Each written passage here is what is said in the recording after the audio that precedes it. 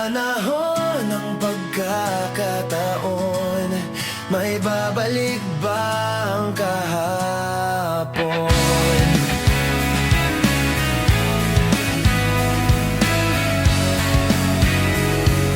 Natatandaan mo pa ba nang tayong dalawa ang unang nagkita?